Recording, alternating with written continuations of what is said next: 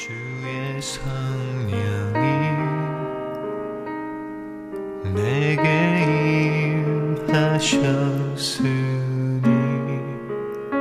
히브리서 13장 1절에서 7절입니다. 형제 사랑하기를 계속하고 손님 대접하기를 잊지 말라. 이로써 보지 중에 천사들을 대접한 이들이 있었느니라.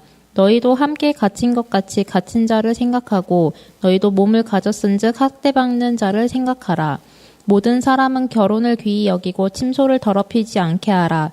음행하는 자들과 간음하는 자들을 하나님이 심판하시리라. 돈을 사랑하지 말고 있는 바를 족한 줄로 알라. 그가 친히 말씀하시기를 내가 결코 너희를 버리지 아니하고 너희를 떠나지 아니하리라 하셨느니라. 그러므로 우리가 담대히 말하되 주는 나를 돕는 이시니 내가 무서워하지 아니하겠노라. 사람이 내게 어찌하리요 하노라.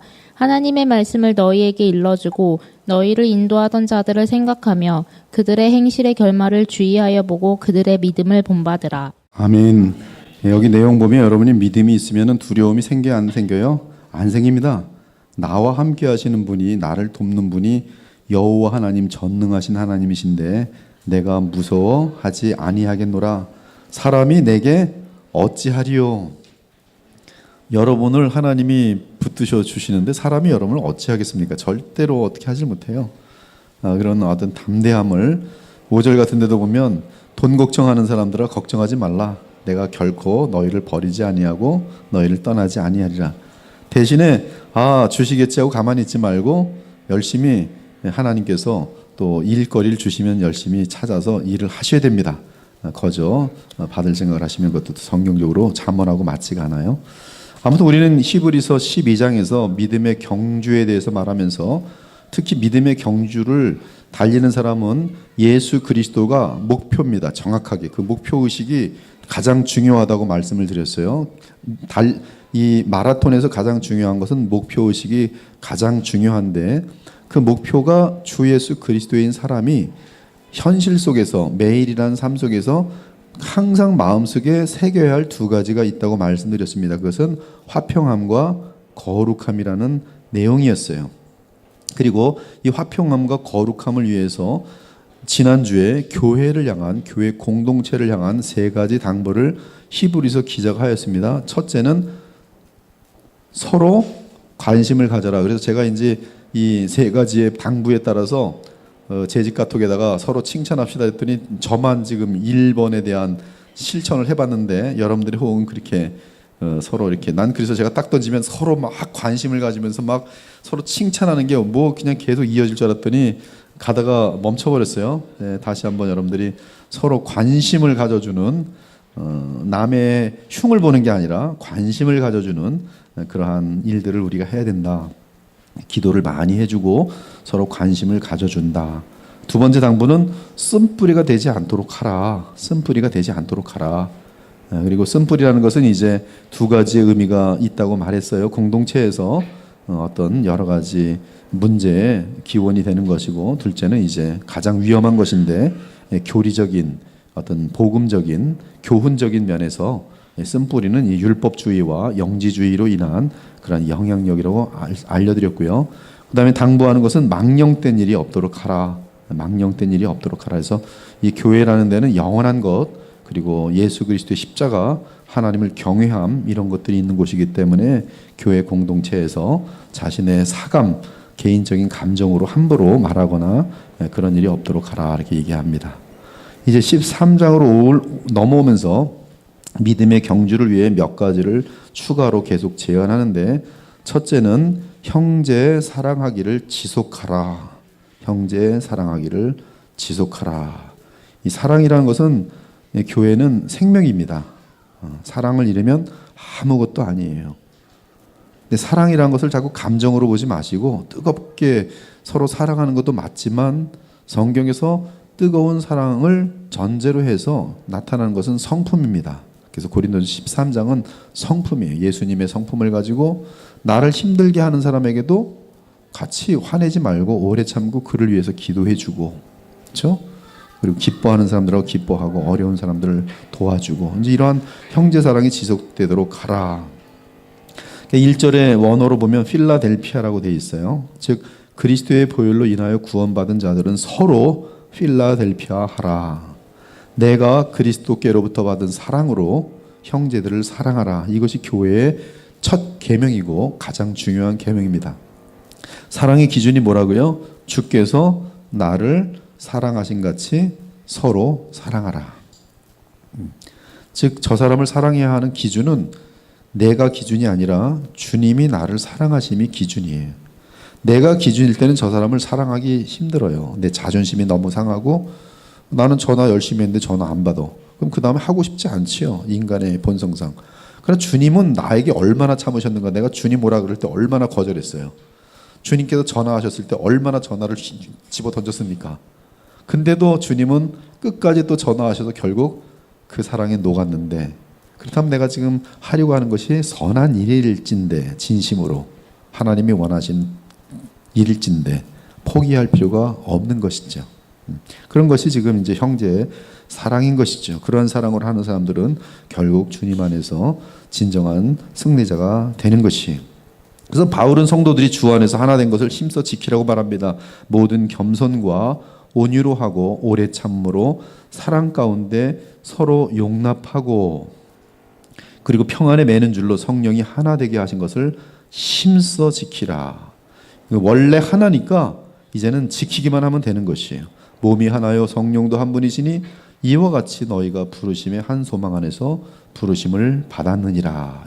형제 사랑을 계속하라. 하나님 주님께서 나를 사랑하신 같이 나도 그러한 사랑으로 계속하라. 이 사랑을 얼마나 많이 하느냐가 예수님을 닮는 것이죠. 둘째는 나그네를 대접하라고 말합니다. 2절에 보니까 손님 대접하기를 잊지 말라. 그래서 이제 이것을 한국말로 그대로 듣고서는 손님 대접을 해야 되는구나. 손님 대접 많이 하는 거, 이게 자칫하면 너무나 큰 짐이 되는데요. 이 당시의 개념은 나그네를 대접하는 거예요. 손님 대접 아무나 와서 손님 많이 불러다가 먹이는 게 아니고, 그래서 환심 사는 그런 개념이 아니고, 이 아브라함과 롯은 나그네가 지나갈 때 나그네에게는 이 마실 것이 필요하고 잠깐 먹을 것이 필요한 그러한 필요를 하는 자들에게 대접하는 것이죠. 근데 아브라함과 이 롯 같은 경우는 이 나그네를 대접하다가 천사를 대접하였죠. 이 내용을 지금 시대에 구체적으로 적용한다면 하나님을 사랑하고 예수 그리스도를 감사하는 마음 때문에 너그럽게 베풀며 사는 삶을 살라는 말씀입니다.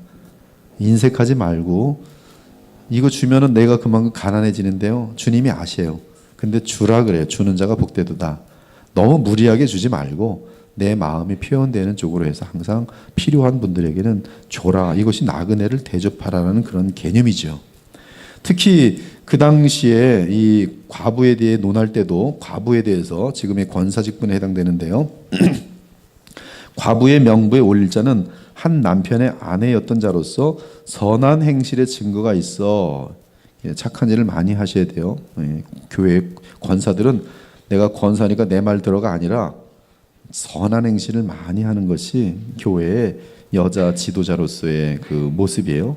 혹은 자녀를 양육하며, 혹은 나그네를 대접하며, 정확하게 바로 2절의 내용인 것이죠. 혹은 성도들의 발을 씻기며, 혹은 환난 당한 자들을 구제하며, 혹은 모든 선한 일을 행한 자라 할 것이요.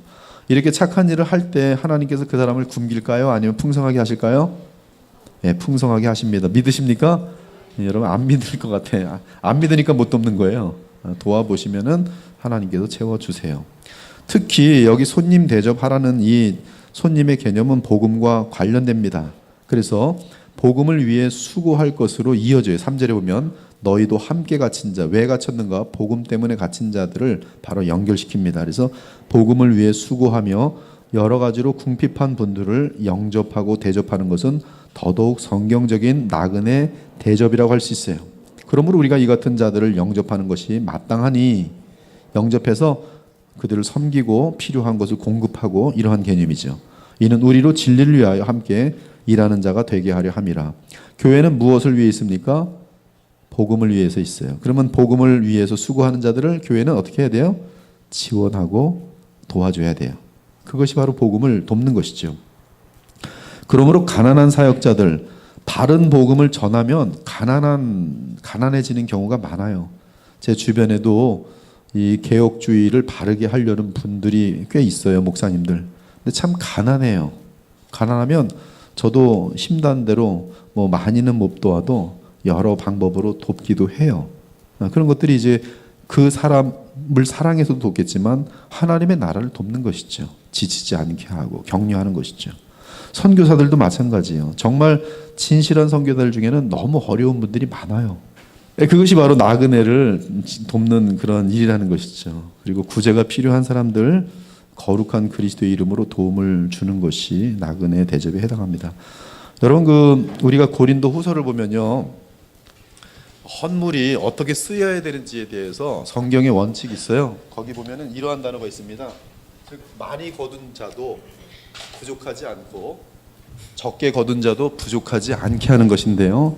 그래서 많은 사람들이 헌물을 내고 또 적게 이제 번 사람도 헌물을 내잖아요. 그럼 헌물이 모이면 이것을 필요한 사람들에게 골고루 잘 나눠주면은 어려운 사람들도 교회를 통해서 너무 궁핍하지 않고 일용할 양식이 적어도 보장되는, 성경에서 하나님의 약속은 일용할 양식입니다. 일용할 양식은 하나님께서 보장해 주셨어요. 근데 그 일용할 양식에 대해서 물론 이제 기준이 다 틀리죠. 뭐 방글라데시의 일용할 양식, 지금 한국에서 일용할 양식은 수준이 많이 틀릴 것입니다.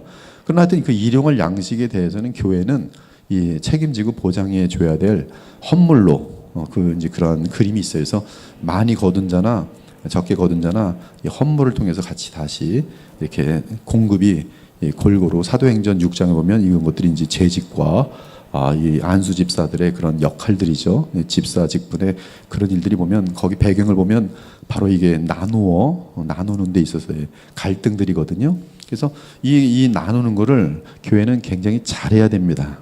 잘해줘야 돼요. 그래서 이 교회 식구들이 골고루 풍성할 수 있도록 해주는 것이 이 헌물의 큰 작용. 그 중에 제일 중요한 부분은 이제 복음을 전하는 데 있어서 궁핍한 자들에 대해서 공급할 의무가 교회에는 있는 것입니다. 셋째는 복음 때문에, 예수 그리스도의 이름 때문에 감옥에 갇히거나 푸대접 받거나 고통당하는 자가 있다면 그 사람은 나와 함께 그리스도에 속한 지체이기 때문에 내가 직접 그러한 처지에 있는 것처럼 여기며 같이 아파하고 그들의 슬픔을 함께 나누라고 말해요. 옛날 일제 신사 참배 때 참 예수님의 복음을 전하는 사람들이 감옥에 자주 갇혔어요. 그리고 목사가 감옥에 갇히면 그 식구들은 먹을 게 없어서 손가락 빨고 있어요. 그러면 그들을 돕지 못하도록 이제 순사들이 딱 지키고 있었거든요. 그러나 밤에 보면 성도들이 담을 넘어서 이 밀가루 같은 거 가족들에게 다 던져주면 아침에 일어나면 이제 그날 굶어 죽을 줄 알았는데 아침에 딱 보면 성도들이 던져준 밀가루가 있는 거예요. 여러분 그걸 빵에 먹으면서 눈물 흘리고. 여러분 이런 내용 읽어보셔야 돼요. 우리 한국 초대교회에 눈물 어린 내용들 너무나 많습니다. 주기철 목사님 여러분 못 이룰 거린 거 그런 것만 한두 사건이 있는 게 아니라 너무 많은 내용들이 있어요. 그래서 지금 사실은 아직까지도 한국에 아직도 건재한 것이에요. 그런 주님을 향한 복음을 향한 희생들이 얼마나 많았는데요. 감옥에 갇힌 사람들 참 많았어요. 6.25 때도 마찬가지죠. 복음 전하는 사람들 다 감옥에 갇혔어요. 또 청교도 신학 같은 거 보면 이 영국에서 뭐 존 번영 같은 경우 감옥에서 12년 있었어요. 얼마나 오래 있었는데요. 네. 근데 이러한 사람들을 성도들이 돌봐야지요.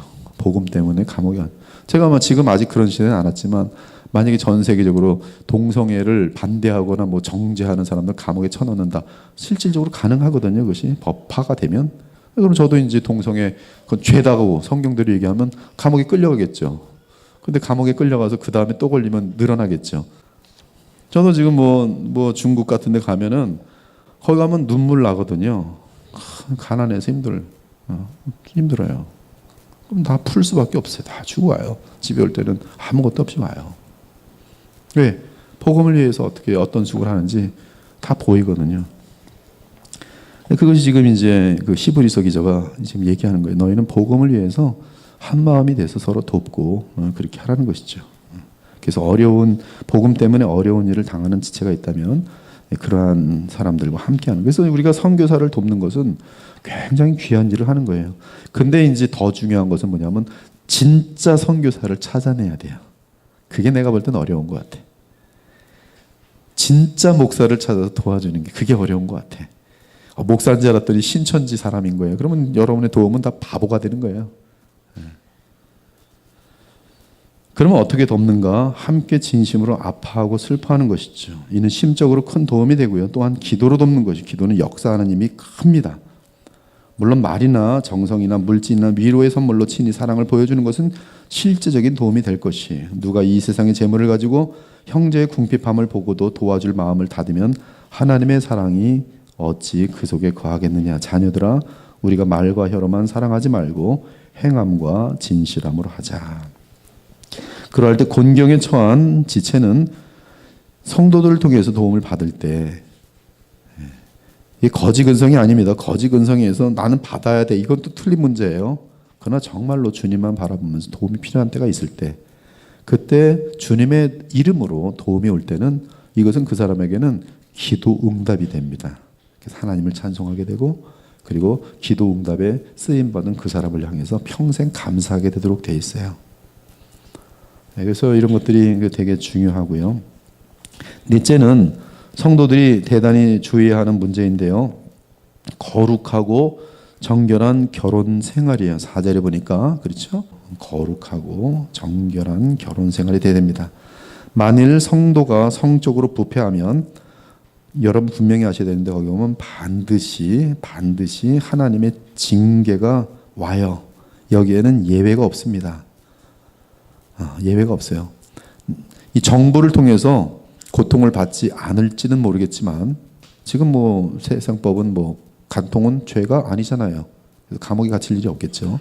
그러나 하나님께서는 그 자녀들을, 또는 아내나 남편, 이런 쪽에 신뢰 같은 게 무너질 때 그것은 더 소중한 것들을 다 잃어버리는 것이, 행복한 가정을 찾을 길이 쉽지 않아요. 그렇기 때문에 이 정말 건강한 가정을 유지하려면 항상 이 거룩한 정결한 결혼 생활이 전제가 돼야 됩니다.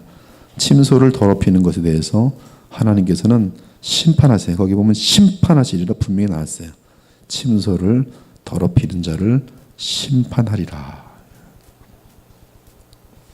주님은 내가 침소를 더럽혀도 용서해 주겠지. 답은 두들겨 맞고 용서받아요. 근데 그 두들겨 맞는 게 얼마나 두들겨 맞을지는 사람마다 틀려요. 의도적으로 한 만큼 아주 뿌리채 뽑아내실 것입니다. 다섯째는 돈에 대한 신앙적인 자세인데요. 이 돈을 위해 신앙생활 하는 것은 이미 근본적으로 그릇된 신앙이고요. 우리는 신앙을 위한 신앙을 해야 돼요. 즉 예수님을 위한 신앙을 해야 되는데, 이 돈에 대한 신앙 자세는 대단히 중요합니다. 이 히브리서가 남긴 돈에 대한 자세는 짧은 글인데 기독교의 교훈이 거기 함축되어 있어요. 5절 6절 돈을 사랑하지 말고 있는 바를 족한 줄로 알라. 그가 친히 말씀하시기를 내가 결코 너희를 버리지 아니하고 너희를 떠나지 아니하리라 하셨느니라. 그러므로 우리가 담대히 말하되 주는 나를 돕는 이시니 내가 무서워하지 아니하겠노라. 사람이 내게 어찌 하리요 하노라. 이 말씀은 돈을 사랑하지 말라는 뜻입니다. 돈을 사랑하는 사람의 특징은 돈을 쌓기만 하고 돈을 사용하지 못해요. 여러분, 그 돈을 쌓는 거하고 돈을 사용하는 거하고 어떤 게 더 어렵는지 아십니까? 돈을 사용하는 게 훨씬 어려워요. 교회도 돈이 쌓일 때 돈을 바르게 사용하지 못하면 그 교회는 돈 때문에 굉장히 많은 환난을 겪게 됩니다. 돈을 잘 사용할 수 있어야 돼요. 집도 마찬가지예요. 여러분, 자녀들에게 돈을 남겨주는 건 그게 그렇게 복이 될 줄이라고 착각하지 마세요.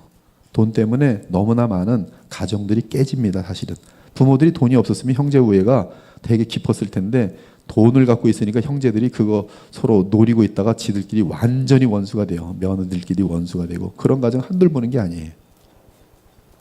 이 돈을 축적해서는 안 되고, 하나님께서 기회 주실 때, 선을 베풀 기회가 있을 때는 돈을 사용하는 것이 믿음입니다. 믿음이에요. 그래서 성경은 한 사람이 두 주인을 섬기지 못한다 분명히 말해요. 즉 돈과 하나님을 겸하여 섬기지 못합니다. 혹 이를 중히 여기거나 저를 경히 여김이라.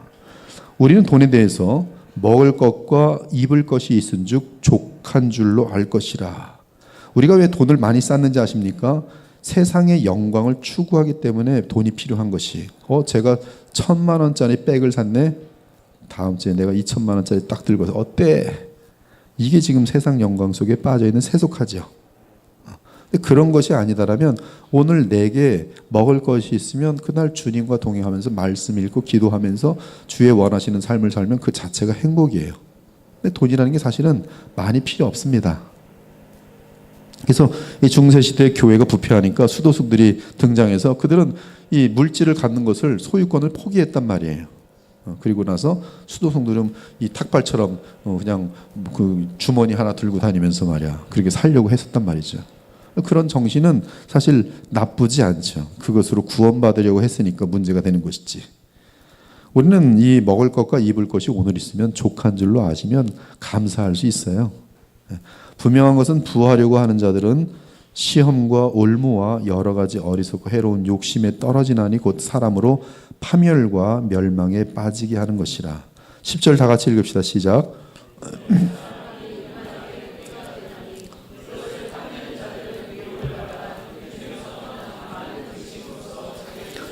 돈을 사랑하면 분명하게 무서운 많은 죄를 짓습니다. 지금 사회에서 발생하는 거의 90% 정도의 죄가 돈 때문에요. 살인죄 다 돈 때문이고, 다 보험 들여놓고서는 보험금 타먹으려고 사람 뭐 사고 치고, 돈이 다 모든 악의 문제예요. 11절 오직 너 하나님의 사람아 돈을 사랑하는 것을 피하고. 돈을 사랑하는 것을 피하고. 목사님 저 돈 필요한데 그럼 어떻게 해야 돼요? 돈 필요한 것만큼 주님께 구하시고 절제하고 절약하는 삶을 훈련하는 게 좋아요. 신발도 웬만하면 한 번 사면 오래오래 신도록 하고, 옷도 오래오래 신도록 하고, 옷도 오래 입도록 하고, 머리도 웬만하면 너무 자주 하지 말고 가끔 하도록 하고, 나의 품위와 점수는 캐릭터, 성품에서 나타나도록 노력하란 말이에요. 그러면 돈이 많이 필요하지 않아요. 믿음의 선한 싸움을 싸우라. 그러므로 성도들은 돈을 쌓아놓으면 안 됩니다. 제가 미국에서 만났던 지혜로운 분 한 분은 치과 의사였어요. 미국으로 왔는데 자기 맨 처음에 치과 의사 하면서 1억까지, 그 당시 1억이 좀 컸거든요. 1억까지만 벌어야지 했는데 1억 딱 되더래요. 사람 손님들이 많아가지고. 근데 마음속이 딱 바뀌어가지고 이번엔 2억 딱 버니까 또 바뀌더래요. 이번엔 4억. 안 되겠다. 내가 지금 완전히 돈에 미쳐가지고 돈을 위해 지금 벌써 8년을 날리는 거. 8년 4억 버느라고. 그리고 4억 딱 찼을 때 내가 아무래도 이러다간 돈 때문에 미치겠다 해서 이제 미국으로 온 거예요. 그리고 주님께 어느 날 개인적으로 약속을 했대요. 주님, 저는 8억 이상 넘는 모든 이유는 다 교회와 착한 일에 다 내보내겠습니다. 그리고 저는 항상 4억만 있으면 그것으로 만족하고 살아가겠습니다. 지혜로운 나머지 삶을 살아요. 착한 일에, 복음의 일에 돈을 사용해야 합니다. 이처럼 먼저 하나님의 나라와 의를 구하는 삶에는 은행에 돈이 쌓여 있지 않아도 늘 하나님께서 도와주심. 그렇죠, 우리 이미아 사모님. 이미아 사모님 많이 체험하실 거예요. 항상 돈이 쌓여 있지 않아도 늘 도와준 우리 하나님. 너희는 강하고 담대하라. 두려워하지 말라. 그들 앞에서 떨지 말라. 이는 내 하나님 여호와 그가 너와 함께 가시며 결코 너를 떠나지 아니하시며 버리지 아니하실 것임이라. 이처럼 하루를 믿음으로 사는 자들은 우리 하나님께서 친히 도우시니 이 세상에 두려울 것이 아무것도 없습니다. 어리석은 인간들이 하나님을 경외하는 자들을 위협하지요. 그렇지만 그들이 뭘 할 수 있겠습니까? 그 마음에 하늘로부터 내려오는 평강을 누리는데요. 어리석은 사람들이 우리가 믿음 있다는 이유로 굶어 죽이려고 하고 돈줄 끊어도, 또 그렇지만 하나님은 신기한 방법으로 먹을 것을 공급해 주시니 할 말 없는 거예요. 망하게 하려고 했는데 망하지도 않고요. 믿음으로 사는 사람들은 항상 더욱더 예수님을 닮아가면서 악을 행하는데 선을 행하고 미워하는데 웃어주고 정말 마귀가 이기기가 힘든 존재가 되는 것이죠. 이제 6번째는 히브리서 10장상에서 2번에 걸쳐 언급되는 내용인데, 이 양들을 위해 기도하는 주의 종들에 대한 성도들의 자세입니다. 이런 내용이 있어서 저도 참 감사해요. 이것만 제가 일부러 끄집어내면 우리 목사님 왜 저것만 강조하나 그러는데, 그게 아니라 이제 딱 시리즈로 하다가 딱 나오면 이제 이 말씀 전하고 여러분들을 위해 기도하는 종들을 향해서 어떠한 자세를 가져야 되는지 당당하게 가르칠 수 있는 거 아니겠어요? 하나님의 말씀을 너희에게 일러주고 너희를 인도하던 자들을 생각하고 그들의 행실의 결말을 주의하여 보고 그들의 믿음을 본받으라. 여기서 너희를 인도하던 자들은 원어로 헤게오마인데 이들은 그리스도께서 자기 양떼를 맡긴 자들입니다. 즉 주님의 양떼예요. 그래서 예수님께서 베드로에게 말씀하시죠. 요한의 아들 시몬아, 예수님의 어린 양입니다. 내 어린 양을 먹이라. 내 양을 치라. 목사들 중에 보면 자기 사람인지 알아요. 이거는 도둑입니다. 늑대예요. 제가 여러분들을 내 사람이라고 보면 저는 정치가예요. 근데 여러분을 주님의 양이라고 보면 정확히 성경적이죠. 주님이 맡기신 양일 뿐이에요. 주님의 피로 값주고 사신 양들이에요. 제가 섬겨야 될 분들이에요.